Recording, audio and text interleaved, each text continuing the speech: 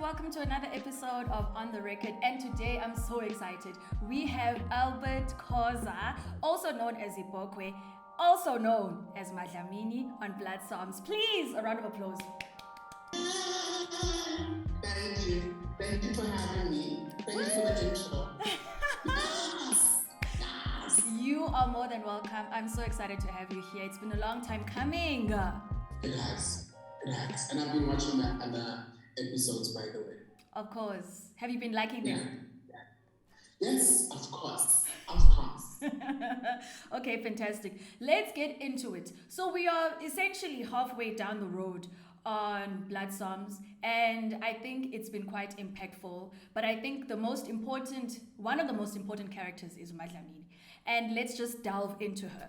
So Madlamini, what tribe does she represent in the House of Akachi? Madlamini is within the Akachi tribe, but she also belongs to Order of the Golden Dawn. And this is a group of women and men who protect monarchs who are there for goodness, basically.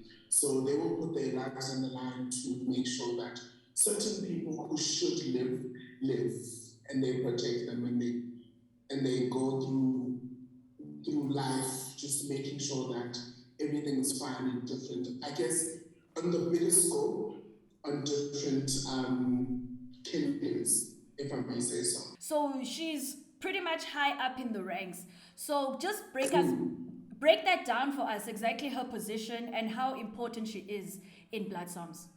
So Madlamini, just like you say, she isn't a normal servant. She isn't just a handmaiden. Madlamini was there even when Lecha was born. So she's been in this place. Hence also the switch of the languages. She switches from Zulu into Tswana so easily. But you can still hear the Zuluness even in her Tswana, So she's been around, she's the lady of the house. She runs the house. All secrets, all things that happen inside the belly of the kingdom, in between the walls, she knows. She knows everything. So she's literally the lady of the house. She's the gal. She also makes me feel very much as if she's a mother figure to a lot of people. Yeah, she is a mother figure. She is, and I mean, even my approach to her, I used my own mother as a reference. She is a mother figure. She is a mother figure in communities, who in the face of danger, she'll be there, she'll be fighting, she'll be stopping, she'll be doing this. So she is really a mother figure to both Lecha and to Mzansi. And she's that, how do I put it? She's the brains. She's the brains, especially because Lecha and Mzansi both have one thing in common, is that they're quite impulsive. Mm-hmm. So she is the one person to say, hey, hold on, just think about what you're doing right now.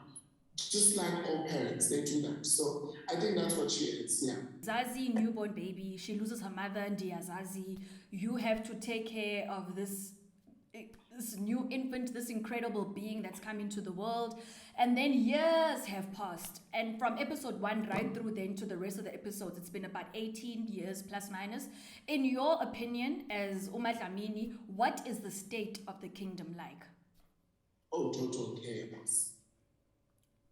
Total chaos, and I think she feels it also.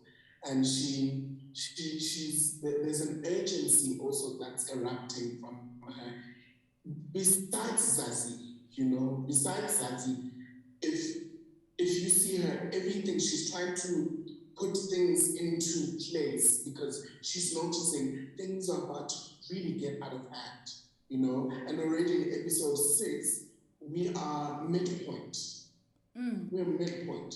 So it's craziness all over, but also craziness in other houses, The Utawi house, Asili's urgency is that this wedding must happen.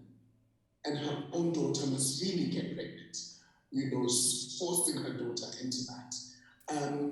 Amatrini is more and more Mzansi is trying to show Mother Superior that this orphan of yours shouldn't be here. And this orphan of yours has brought us nothing but trouble. You know, but also Mother Superior is on the cusp of that, because a lot of the things Buruti says, they're starting to happen and she can see it. Yeah, Buruti is not saying things that are up in the air. These are things that are real. Things that are real, yeah. And then boom, Great Zimbabwe. Senator is here. 2 is here with freaking Stedra. Yeah. You know? So there's a lot of things that are happening to unravel. So yeah. And already what's this? The first sign of the prophecy, the meteor. The meteor. It's come through and it's hit the wall. So all these things have started happening. So it's complete chaos. I love that breakdown. I love that you broke down each and every single plot or agenda of each tribe as, you know, time is going by. That's very, very interesting. So, Madlamini, really, I believe like she's the anchor of the show, right? But you as Albert, as the actor, how do you feel about Madlamini? How do I feel about Madlamini?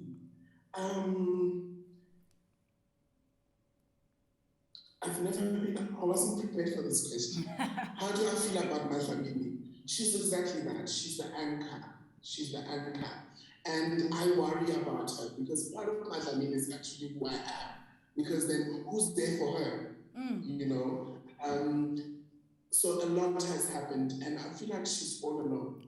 Even in trying to help these other people, there's nobody for her, you know, and she's just this old infigurement of knowledge, of direction, and she has to make sure other people stay alive. She has to make sure this and that happens, but really who's there for Madlamini? So I really think as much as she's very strong and she's very upfront, I think there's a young woman in there who's quite young. So yeah. Okay. Yeah. I guess to break down her humanness. And on that note, you know, I think one of her best friends was Usitendra. Close ally, you know, a very close somebody to her. And I just wanted to understand, you know, because I did ask Uzikona, who plays Sitendra, her perspective on that first encounter they had. I want your perspective and Madlamini's perspective after so many years. What is Madlamini going through? They meet in this corner and they talk for the first time. What is that encounter like? I think on Madlamini's level, like any parent, when a child has ran away, when a child has deserted the family or has done something wrong, the first instinct is to shout at them and is to reprimand them. It's a motherly thing. But also with that, there's also love. There's tears, but they never show. You know, there's that worry, but it's never shown. It gets taken over by the anger, you know, of why did you do that? What happened? You know, but all those words will not come out. What will come out is the questions. What in the world are you thinking? You tried to kill this person and now you're back here. You know, that's why her first words is the nerve to show your face. Yeah. You know, and she comes back all la-di-da. Madlamini, I think also Madlamini is kind of expressing the loneliness of being the only one in the kingdom from their order who still has to keep things going, you know, and she was the next best person for that, you know, so I think that's what's happening to her in that moment. No, and I think we can see it as well. I mean, I don't know if there will be some kind of reconciliation between them, but as a viewer watching from the outside, I hope like something happens. But also if you look at her, if you look at Madlamini in that moment, because I mean at the end of that scene they drew their sign. I saw that sign. I was like, That sign also for me, I'm just like, but I think in that moment she doesn't trust him. Okay. Well, we'll see what happens. We'll see what happens. Yeah. We are getting into episode 6. Right now we're talking about episode 6. Episode 6 for me, from what I saw, was a very conspiratory kind of episode. It was like there were lots of whispers and talks and, you know, a lot of like conspiring and planning and plotting, you know, and I think this is the one episode where it's the calm before the storm, because it looked, there was just so much talks, and I found it very interesting. So what is happening in episode 6? Like, what can you tell us is going on in episode 6? A lot of things that were behind people's heads are coming into the forefront. You know, there's a lot of planning. There's a lot of, like you say, gossiping. There's a lot of things that are very low. It's a very calm. You're right. It's a very calm episode. But a lot of hecticness and heaviness is happening all around. Something is definitely brewing, you know? Yeah, there's a blooming that started to happen.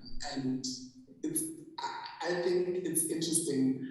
Just on episode 6, I think a lot of people will be like, shucks, let's get to episode 7 now. Because there's a lot of things that are just like,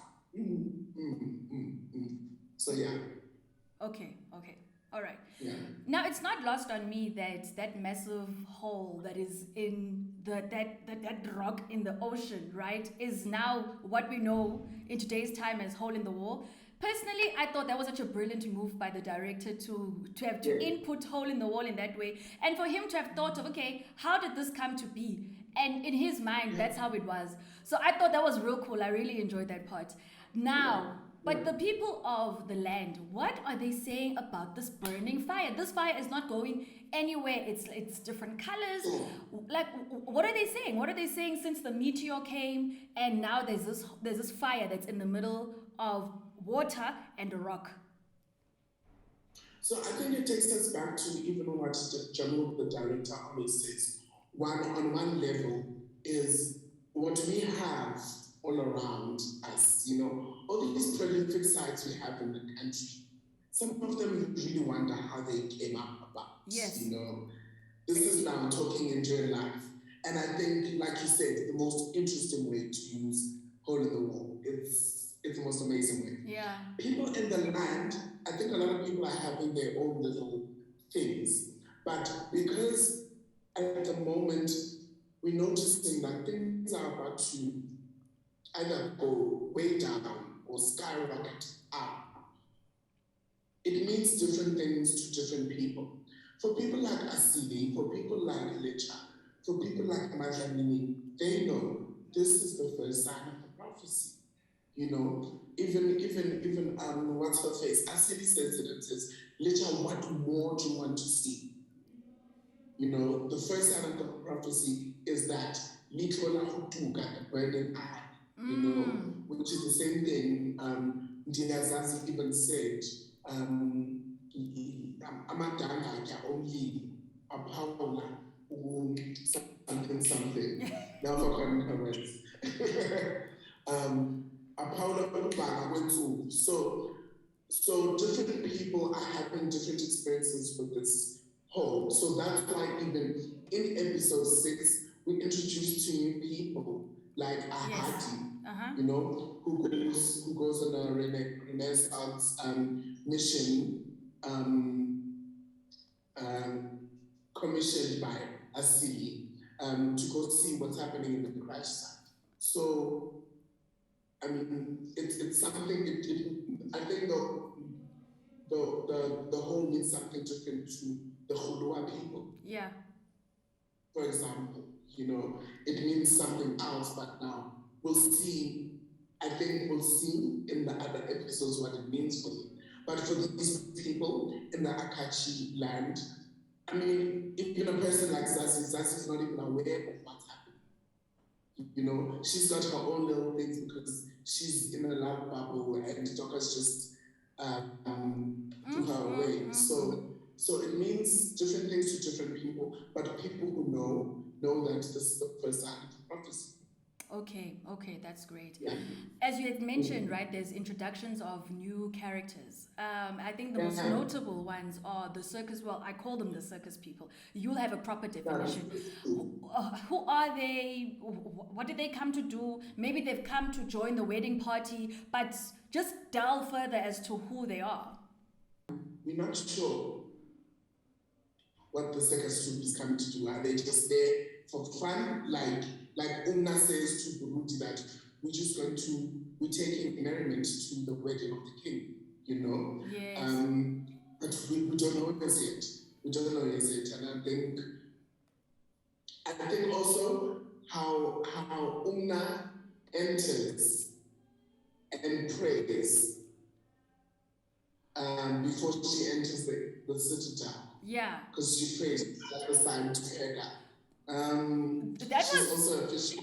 That was an Easter egg there. There was something there because she does this thing and it's like, okay, there's a formality there. There's a formality. Yeah. So I think it's interesting, new characters, new people, characters now being fuller because we just knew them as servants. Now they're becoming fuller. So Okay, all right. So now we have King Licha and then we have Asili standing next to Queen Asili. Anyway, so they so they're there and for obvious reasons Zazi is in trouble. And you come right in the nick of time, you know, to buy her time.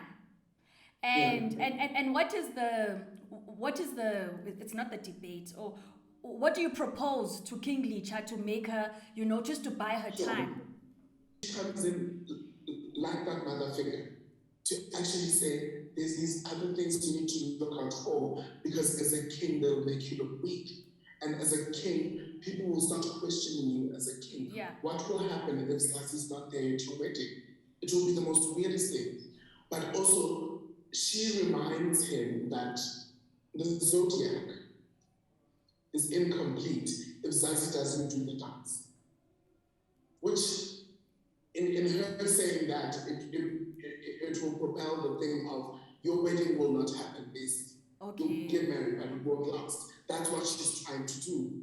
And she reminds him that if you have bloodshed on this day that's supposed to be beautiful and sacred, you won't see your firstborn son, because that's what you want also. Thank goodness. Yeah. So not only did you play Madlamini, but you also had an additional role of cultural and performance supervisor. I think that is such an interesting role. I don't think I've ever heard of that. And really, like, why was that necessary? And was it important? Was it an important role for you to have covered in the context of BloodPsalms, the project? Look, that's the first role I got. I got after in the process. Okay.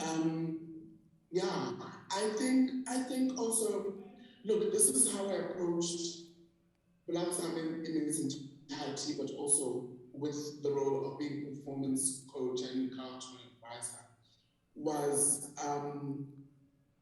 the aspect of claiming and reclaiming. Because we were not there, right? We do not have the reference. And the reference that we have to question it, because also it doesn't show Ibalalate. So I had to make sure that I truly understood the script, right?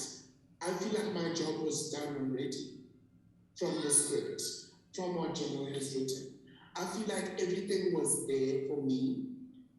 Then it became easier on set.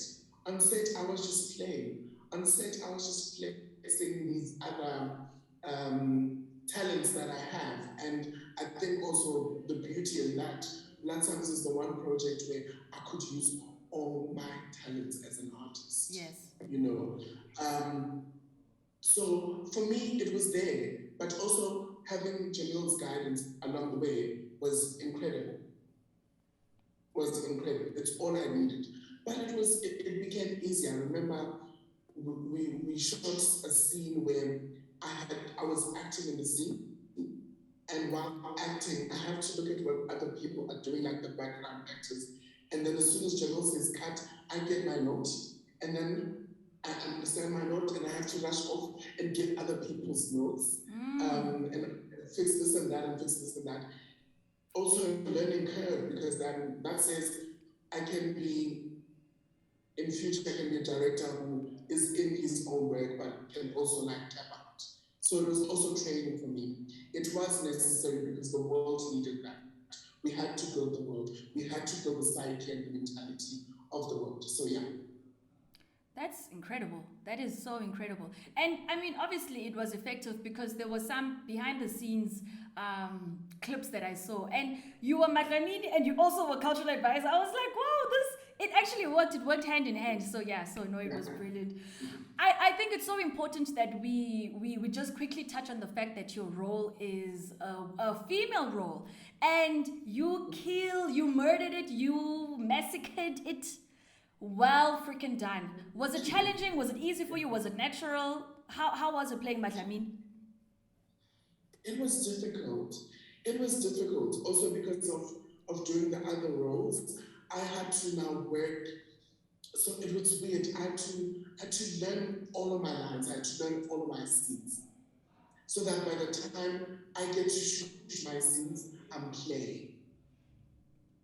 But I also had to do some background work. I had to start from afresh. I had to go back to being a student on how to build a character, build their walk, how they talk, their mannerisms. All of these things had to now come into the forefront. And I had my mother to reference off, and my grandmother to reference off. The quivering lip Madlamini has is a lady. I grew up with a lady in the same street when I was young. And she had a quivering lip, but I couldn't understand how she spoke normally, you know? So I was like, a tribute to her, a tribute to my mom, a tribute to my grandmother. We can create Madlamini. But it's insane. It's still mind-blowing. I still say this as an actor and an artist in the country. I will only work with directors who I need to work with, who think out of the box, like Janelle. So yeah. That was I was feeling that answer. That is really, really wonderful. Well, I mean, for me, and I think for everyone else, it just came off so natural. You've mentioned Jamil, the director, but how was it working with him? Mind-blowing experience.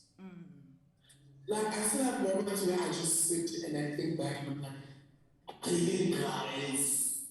It was mind-blowing. I've never met somebody who can troubleshoot so easily. Yeah, You yeah, know, yeah. He thinks on the spot, and I think that's another thing he's helped with, thinking on the spot, you know. And the thing is with Jamil, don't dilly daddle, don't be a duckling. You have to work 6 times more, so that by the time he asks you this, you already have an answer for him because he's quick. And you know, set time is money. Time is money. Yeah. But also just, I mean, I remember we'd take like a 6-minute break for them just to change the lighting or to do a reverse. And in the reverse, he's like to me, I want the background actors to do this and that, come up with something.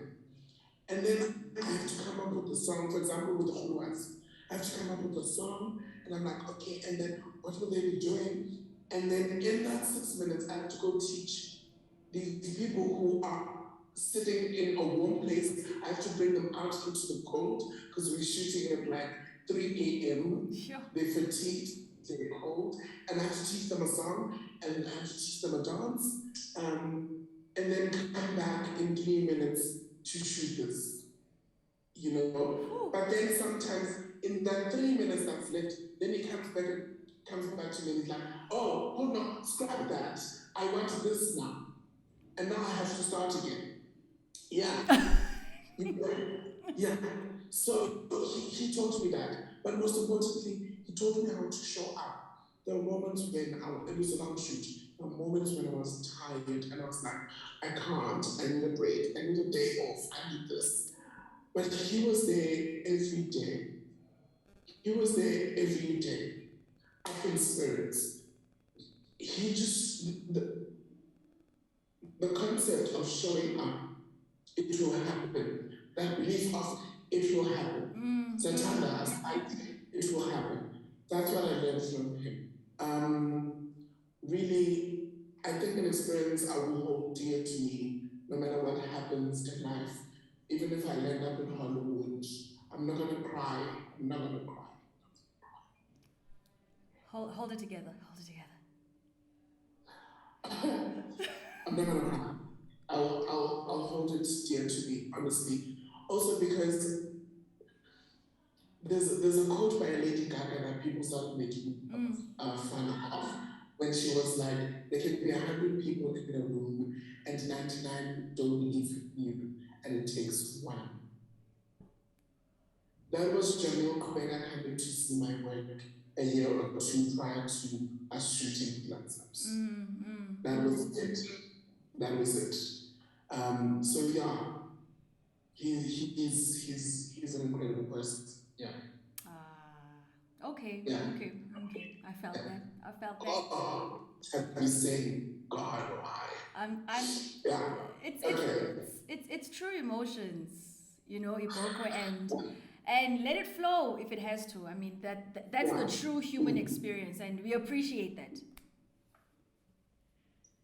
Thank you. I feel so grateful talking to the cast members of BloodPsalms because I feel like I'm living through your guys' eyes, your experience. It's like I'm living vicariously through all of you, and I feel each and every single episode, and it's wonderful, man. It's just beautiful to hear the experience of something that took so long to come together. So I appreciate this. Thank you so much for your time. Thank you so much for having been part of BloodPsalms. Thank you for being Madlamini. Thank you for being you. It's just, man, it's just beautiful. And thank you, Albert iBokwe Khoza. There's something we didn't cover though. Tell me. I did vocals on the score. You did. You did. Just in case you didn't know. I did the vocals on the score, guys. Just in case. That voice, whether you're hearing a male voice or a female voice. The person who sings, isn't doing something. I'm not gonna say it because it's your voice. It's you. Yeah, but I just wanted to say that. That's very important. It's very important we say that. This was such a pleasure. Thank you so much. Thank you. It was a beautiful interview. I enjoyed it. I don't want it to stop. I know.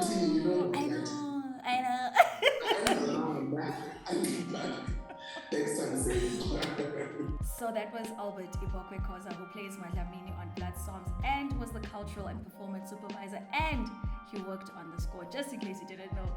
Brilliant person. Thank you so much to him and his time, and this was amazing coming on. I enjoy these talks so much, so please make sure you watch the episodes, and we are almost close to the end, but not quite yet. I'll see you guys soon. I'm Nthabiseng Mosieane, and this is On The Record. Check you on the next episode. Bye.